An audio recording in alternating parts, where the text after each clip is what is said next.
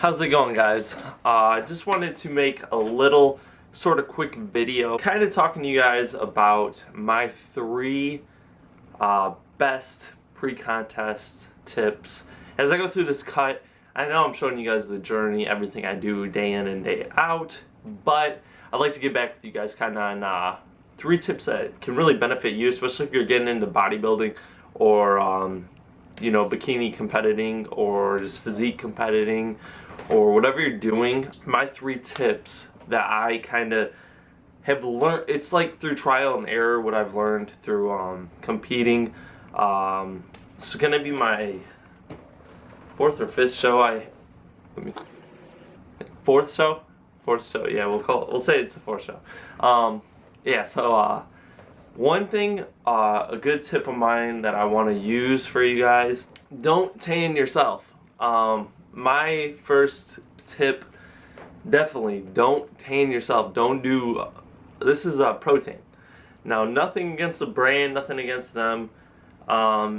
It's not dark enough to get you on stage ready. I put this on and I was very, very dim. I was still white when I was on stage.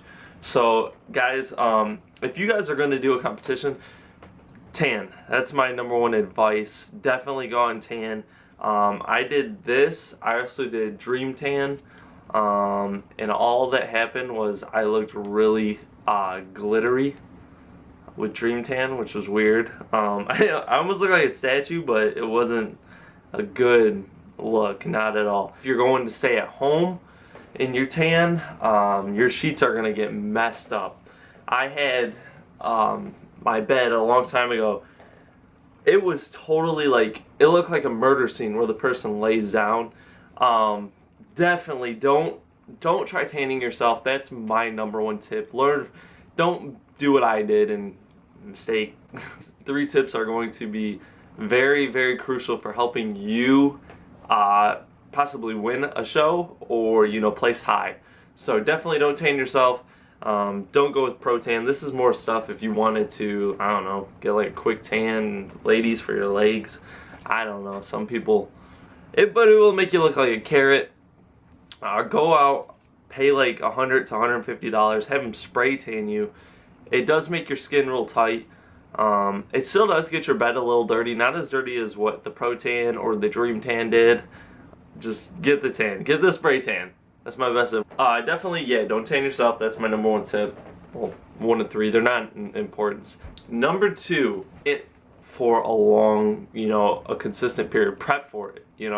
This is the whole goal. You want to make sure you're ready. People really go into drastic cutting schemes when they get to the end of their cut. You don't really need to do that. Honestly, people will say, lower your water, become dehydrated. They'll be on really low carb diets. You really don't need to do that, guys. What you need to focus on is really prepping for a while, because that's going to be more important than those last week of really low carbs. Be as much of an effect as dieting for 13 to 14 weeks or 12 to 14 weeks before a show. That's gonna be, you'll really see how much fat you have to lose by the time it comes to the show, and that's really what it's all about. It's a prepping. You gotta prep in advance. Don't be one of those guys that think, or those girls that think, man, I'll prep 2 to 3 weeks out before the show, because you're going to waste your money. You're going to show up to the competition and you're going to be like, man, all these people are really lean, really cut. I should have started earlier. For example, I'll give you my own story.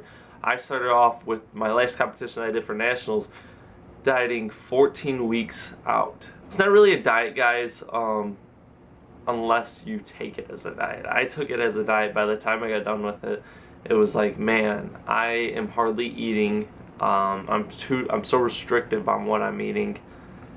It became not fun anymore. The competition was just, I wanted to get over with so I could eat. So my number one tip is start early. Your body will get used to, I'll diet out 14 weeks before a show, or I won't do the show. Sometimes, if you're not even ready for the show, pick a later show. You know, let's say you don't think you're ready for this, a show that was going to be in January or February, however they run. Then shoot for March. You know, give yourself some more time. A month can actually make a big difference in your competition show. How you're going to look, all that kind of stuff comes into play. So that's my number 2 tip. Prep early. Stay groomed. That is a very important factor, because me being a guy and as hairy as I am, that was horrible every time I got to a show and I have to shave. I'm not gonna lie, right now I'm not kind of living by what I'm saying, because I got some hairy legs right now. What it all comes down to is you gotta see where you're at, you know, kind of stay groomed year long, keep yourself less hairy. So the reason why, guys, because if you go and you have to shave the night before or the time, it's going to be terrible. I mean, yes, you can get a what's it called? Well, you can use a razor, but that's what I usually use, and it gets clogged in the razor because there's so much hair.